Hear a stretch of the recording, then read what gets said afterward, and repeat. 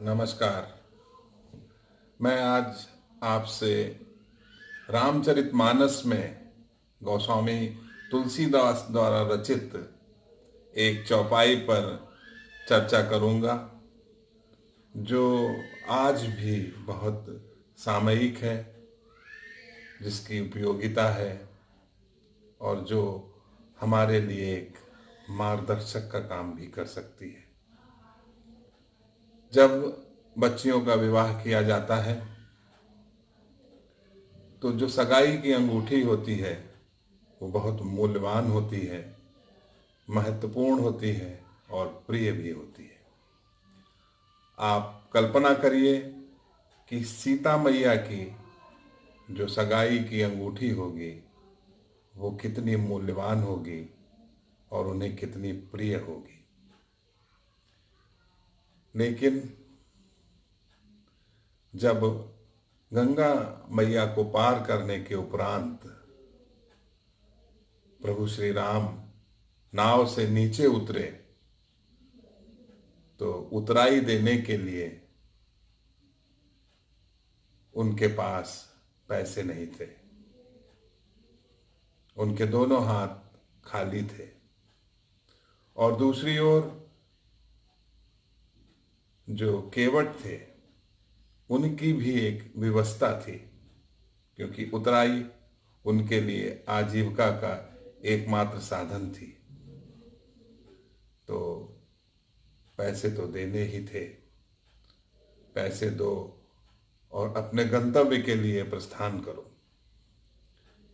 इस संकट के क्षण में सीता मैया ने बिना एक पल गवाए, कहीं उनके पति का अपमान न हो जाए या उन पर कोई संकट न आ जाए, उन्होंने तत्काल आनंद पूर्वक अपनी अंगूठी उतार कर प्रभु राम को हाथों में रख दी और प्रभु राम ने उसे उतराई के रूप में उसे केवट को दे दिया। यहाँ पर गोस्वामी तुलसीदास इन भावनाओं को किस प्रकार चित्रित करते हैं। यहाँ पर शब्दों का चयन भावों को व्यक्त करने का एक बहुत सुंदर माध्यम बन पड़ा है। आप उसका ध्यान दीजिए और उसका आनंद लीजिए। प्रिय हिय किय सिय जानन हारी, मणि मुदरी मन उतारी, कह कृपाल ले उतराई। अर्थात सीता माँ जो अपने पति प्रभु श्री राम के मन को जानने वाली, उन्होंने आनंद पूर्वक अपनी रत्न जड़ित अंगूठी उतार कर दे दी और प्रभु के संग सामने आए एक क्षणिक संकट को दूर किया।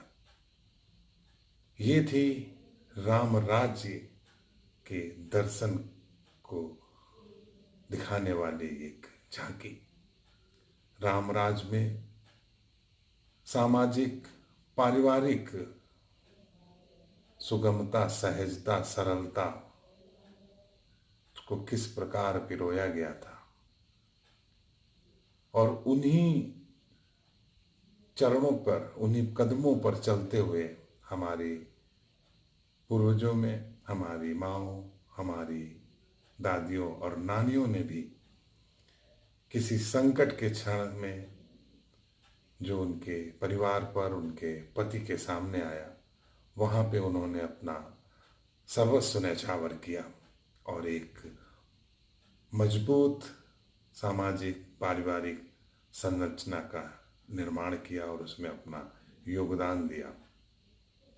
वर्तमान समय में जब भौतिकता ही सुख का एकमात्र साधन बन रही हो, जहाँ पर पारिवारिक इकाइयों को मजबूत रखना एक कठिन कार्य हो गया हो, विघटन के इस दौर में हमें मानस की ओर वापस चलना होगा। भौतिकता, आधुनिकता भी आवश्यक है, लेकिन परिवार की इकाई को जुटाए हुए, संजोए हुए आगे की ओर बढ़ना और इस कार्य में सर्वोत्त ज्ञान देने के लिए हमारे पास रामचरितमानस है। विश्व में एकमात्र ऐसा ग्रंथ है जो गृहस्थ जीवन के साथ आधुनिकता की ओर ले चलने के लिए हमें प्रेरित करता है। आइए पुनः मानस की ओर लौटें, मानस को अपनाएं, मानस का पाठ करें, मानस का श्रवण करें। निश्चित रूप से आपके सामने आने वाली पारिवारिक, सामाजिक बुराइयों और संकटों का अंत होगा और एक हम अच्छे परिवार, समाज और देश का निर्माण कर सकेंगे। आइए पुनः मानस की ओर चलें, उसे अपने मन में बसाएं। नमस्कार।